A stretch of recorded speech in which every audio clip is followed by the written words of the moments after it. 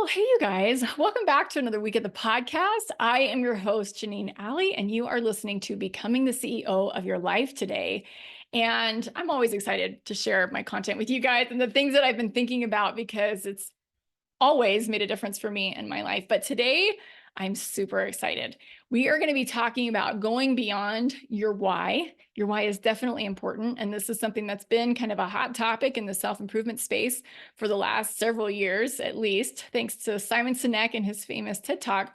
But I want to talk about going deeper than just surface level why. And I know the why exercises that I've done have been powerful, but I want to talk about influencing your people by leaning into the things that make you unique, not just why you're doing what you're doing, but more of who you are and how you embody the things that you stand for and the things that you talk about and how you influence people by tuning into that, because it's powerful. It's deeper than the things that you know and the things that you have even learned from personal experience. It's who you are at your core.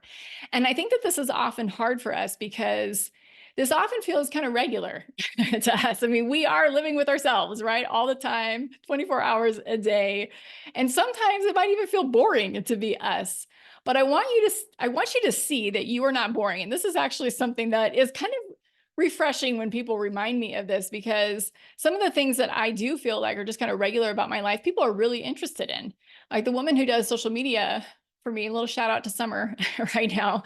She's always like, share that. I want to know about that. And I'm like, oh, okay. So sometimes it is good to have that kind of a sounding board, but I want you to be thinking about this and pulling this out of yourself today. We don't have to rely on other people to do this for us, but this is such a critical piece in the creation process and really becoming magnetic with your ideas and your vision, because we cannot continue to just people please other people and hope to make waves in our communities with our ideas and the things that we feel like are going to make the world a better place.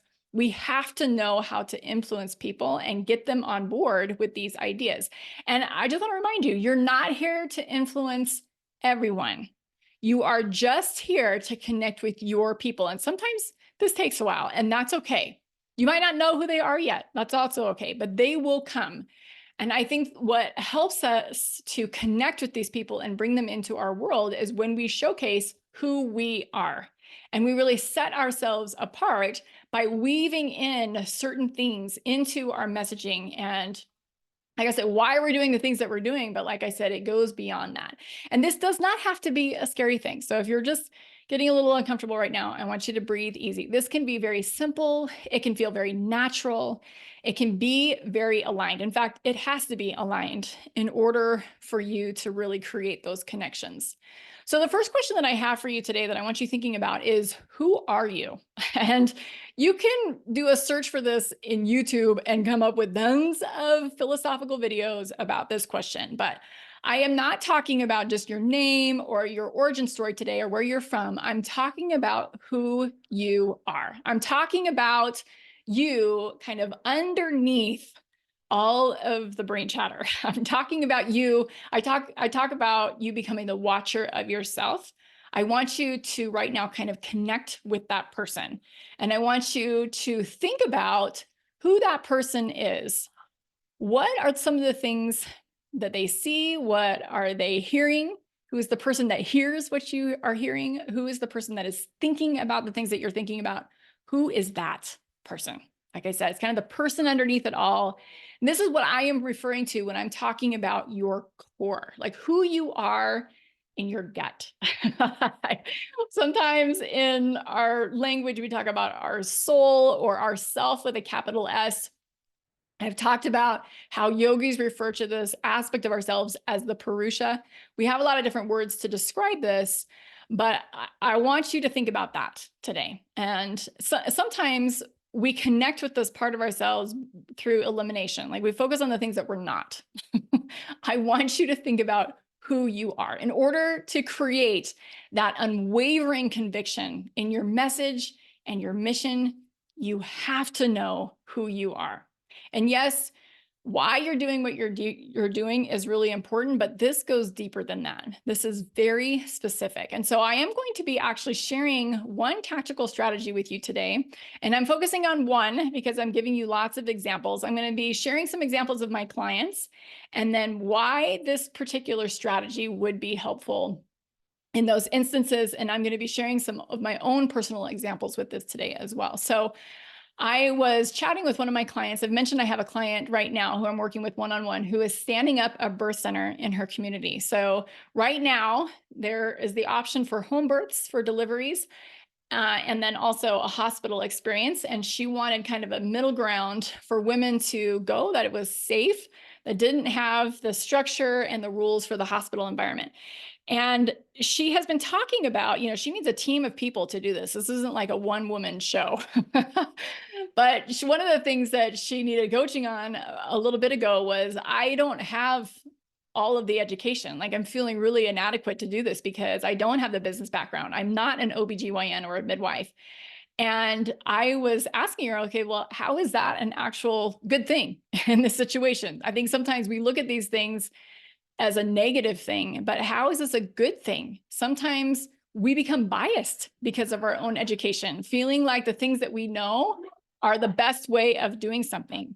And I apologize if you guys, like I said, one take, we're still doing one take on these podcast episodes. And my kids are currently having a lot of fun downstairs. I don't know what they're doing, but I can hear them. I don't know if you can too, but that's what's going on. But we also become kind of blind to the value of other people bring to the table because, like I said, we have this education bias that we have for ourselves. And so I was talking to her, and I want you to pay attention to this part. I asked her, why has this vision been given to you? Why do you feel like this is the thing for you to be working on right now? Because she has a really unique perspective to everyone's role in the room. She is well connected and knows other people's strengths probably better than they do from their seat and looking at all of the people in the room. So one of the things that I want to remind you of is you are the one with the vision. This is your job. It is your job to keep believing in your vision. No one else needs to believe or can believe stronger than you. This is so important. Okay, so that's one piece of it. I'm going to give you one more example. Actually, lots of examples today, so not one more. Lots of examples. But the next example that I have is I was coaching another client of mine, and she was feeling really overlooked in her work. She was feeling like the person that talked the most seemed like she had the best ideas. And this is actually something that has been researched. It's called the Babel effect, where we have a tendency to think that the loudest person in the room is the smartest person there and has the best ideas. This is simply not true. It's usually the person who spends a lot of time listening and thinking about what other people are saying. And kind of more on like a 30,000 foot view of this, this is the person that kind of has the ability to pull other people's ideas together. My husband is actually this kind of person. But if you are not the most verbose person in the room, that is fantastic. You want to lean on this superpower in order to influence other people's. You are the person that creates kind of these mic drop moments. You're the one who sifts through the weeds of everybody's ideas, sometimes maybe one person's ideas, and you create kind of like this is what you need to know. Or, the person that offers the quality over the quantity in moments like this. And so I want you to kind of see what your specific superpowers are in these different situations and lean into those things. Okay, so how do you influence other people? I'm working right now actually with my coach, and I am going to teach you something that I learned from her. She teaches the 6 S's of singularity, which is something that I'm going to be teaching from my own frame of reference inside of the becoming the CEO of your life. I almost said the burnout breakthrough, which is my old course, but this is something that I'm going to be teaching because this has been such a powerful experience for me.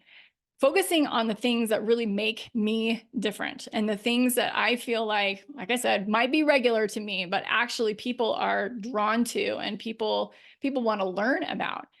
And I am a coach, for example. There's a million other coaches out there doing similar things to the things that I'm doing. And by leaning into these things, I'm able to create a space, a pocket of my own that where my message can shine, really. And so if you're in this space where you're just like, I don't know if I can make a difference, I think we all sometimes struggle with imposter syndrome. This is one of the ways to do this. And so I am going to be talking about one of these on the podcast today. Again, the 6 S's of Singularity come from my coach. Her name is Fabi Paolini, and she is amazing. I don't even know if I'm using my best Spanish accent there, but she's from Venezuela, and she is awesome. I just love Fabi so much. I love working with her. But one of the S's is, what do you stand for? So the S stands for stand in this. So what do you stand for, or what do you stand against? You actually want to be polarizing in the things that you're doing. If you're vanilla, you don't stand out, right? It's not magnetizing. You're not saying anything that anyone cares about. So I'm going to be sharing some examples of how I do this, but I want you to pay attention not just to what I say, but I want you to be paying attention to how I say these things. We often water down our message with words like just. Oh, I'm just a mom, for example, or a little bit. Oh, I just, a little bit. I don't know. I mean, or actually, I was thinking that we needed to do it this way. Or, I was kind of feeling like, we needed to make this pivot, or does that make sense? Okay, this is actually, does that make sense, is actually one that I'm working on. I say this sometimes when I'm working with my clients, because I want to make sure that the things that I'm talking about are landing. If they're not landing, I can explain something a different way. But all of these words and phrases water down our power. They take our power away because we are coming across as weak. So I want you to pay attention, like I said, not only to what I'm saying today, but how I'm saying it. And I just want to remind you, you are not for everyone. I said that a little earlier. So stop thinking everyone's got to be on board with your good ideas. The most important person to get behind your ideas is you. As women, you have been rewarded for pleasing others. We all have. And this might feel a little bit hard to do. So I get that. I understand that, but it's time to rewire your brain. And that's okay. We do this by starting to celebrate small wins. Let me give you an example of how I've been doing this. So I actually really love it when people unsubscribe from my email list. I love it. Actually, I'm like, leave. It's totally fine, because I have to pay for everybody who's on my email. So if they don't want to hear from me, I don't want to be paying to send them stuff. One of the things that I learned from Corinne Crabtree, is also a life coach, she said about people on your list, she's like, you either want them to buy or you want them to leave. People who sit on the fence forever and ever and ever with no intention of doing either one of those things. So you want to connect with them enough to know you're not my person, which is great. Okay, so I celebrate that. I celebrate my unsubscribes. Okay, so here are some of the things that I stand for. I just actually said one of them. The most important person to get behind your ideas is you. This is what creates compelling, magnetizing conviction. This is the thing that sells. It influences other people. It's convincing because you're convinced. It's sexy, right? This is what attracts people. So we have to keep talking. We have to keep practicing and zhuzhing our content, and we will eventually attract the right people to us if we're paying attention to, okay, what's working, what's not working. Okay, but you have to have that belief, because otherwise, in the process of testing, you're going to end up discouraged if you don't believe in what it is that you're doing. Okay, so that's the first one. Here's my second one. I feel, this is my stand, it is so important for women to advocate for their wants and needs, especially when it comes to their mental and emotional health. Some people, I totally get, might think this is selfish, and I don't care. No one else is going to do this for you. This is another thing that you have to do for yourself. And this takes courage to stand for something, anything, whether it's your health or whatever. But it's really good practice to do this for you first, or with you first. So if we can consistently stand up for our own wants and needs, we can eventually stand up for others' wants and needs as well. And it just gets more comfortable and bigger from there. Every single day, you are conditioning yourself to either live a bold and courageous life or not. And it really starts with you. So for me, the easiest thing for me to advocate for is my mental and emotional health and saying, I need to take a break, or I'm not going to show up for this. And I like my reasons why. Okay. The third thing that I take a stand on is when I say learning how to surrender is a superpower.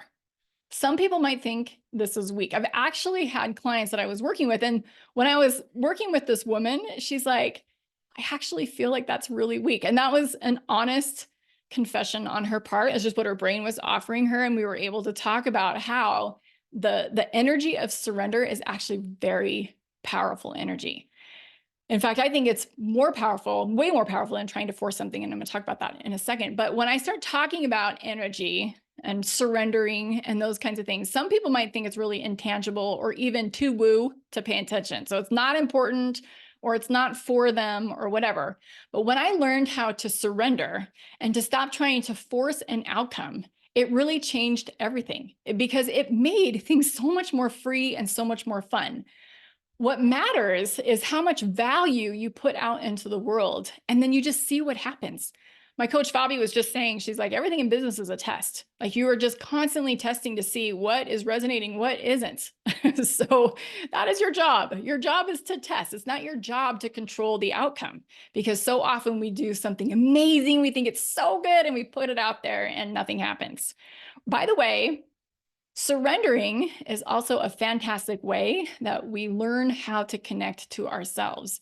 Your gut is your most powerful guide. And even though that was still on my third stand, that also in and of itself was also a stand. Your gut is your most powerful guide.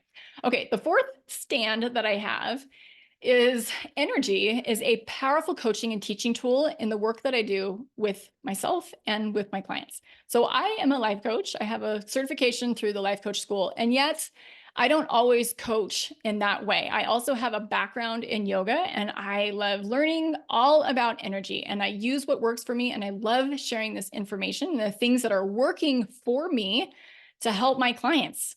I talk sometimes about yin and yang energy and the doshas and all of that stuff on the podcast. I think it's fascinating. And one of the things that has also really helped me as far as like what next steps to take and tangible results that I want to create in my life for the day when I've got like 50 million things that I could be doing with my time is what feels good to me today. And I focus more and more and more on creating content or doing the thing that feels really good. So the podcast, for example, is one of the ways that I've done this, because for such a long time, like I said, it was micro editing everything, and I felt like it was inauthentic and it was taking too much time, and it just started to feel like a slog, like something that was heavy. I didn't want that to feel that way anymore. So I'm like, you know what I want? I want to be able to just record the podcast and put it out there with all of my little mistakes or whatever is going on. And I say mistakes loosely, right? Because this is the way I am. And I know for others, they're like, well, I can't feel this or I can't see this, and therefore it doesn't exist. It's almost like standing outside on a cloudy day when you can't actually see the sun and say, well, I can't see it, therefore it doesn't exist. So even though we feel the effects and actually see the effects of the sun all around us with the light outside, the warmth, and we're standing there, we're like, it doesn't exist. That's kind of how I feel about energy. And so someone who is not open-minded to this kind of information or this kind of help from me is just not my person. So you notice the stand even in that statement, right? So I vet my clients and I make sure that they're really open-minded to the things that I have to teach them. They can take or leave whatever they want, but I still want to share things with them, hoping that they'll take it and run with it. Okay. All right. The sixth thing that I take a stand on, and I'm sharing all of these things with you so that you can see not only how I do this in my business and the podcast episodes that I record, but like I said, I want you to feel how I'm doing this, paying attention to how I'm doing this, and how can you apply this to what it is that you're doing and what it is that you're creating. Okay, I have two more things that I want to share with you.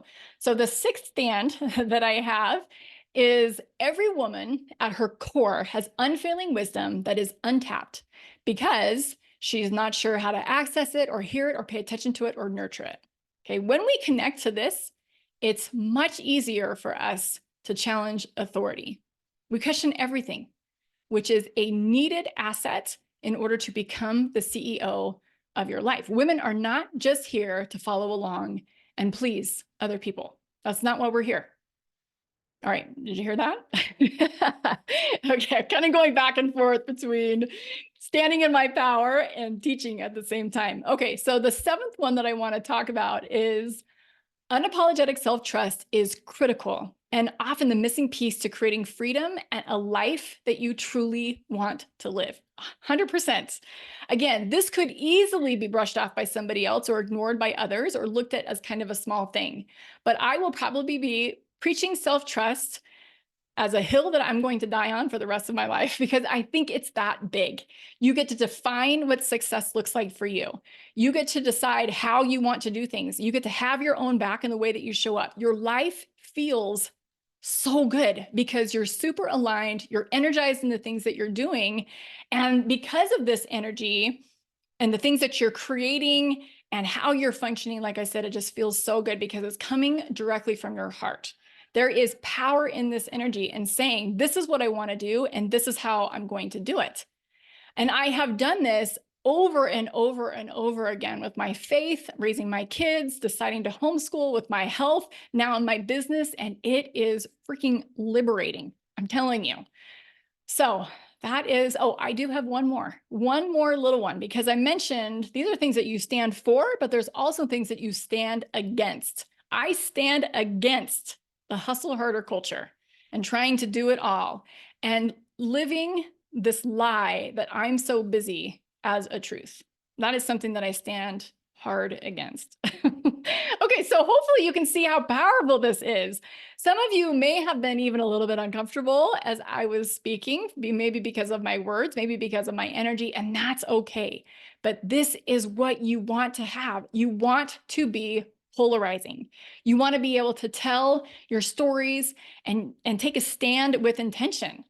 This is all kind of surface level stuff because I've just given examples. But it's all the time that I have for today to share this with you. I've shared a little bit about what to do, but if you want to know how to do this, like I said, I shared 1 out of the 6. There's 5 other ways to really be thinking about and connecting to who you are and what makes you different and sexy in all the right ways, right? We go super deep into this and becoming the CEO of your life. So if this sounds like something that you want, I want you to come join me on this journey. It is going to be absolutely incredible. So the way to get started is to just book a 15-minute unwavering woman assessment with me. You can do that by going to janeenalley.com/CEO. Reach out to me on social media if you want to, if you need the link or whatever.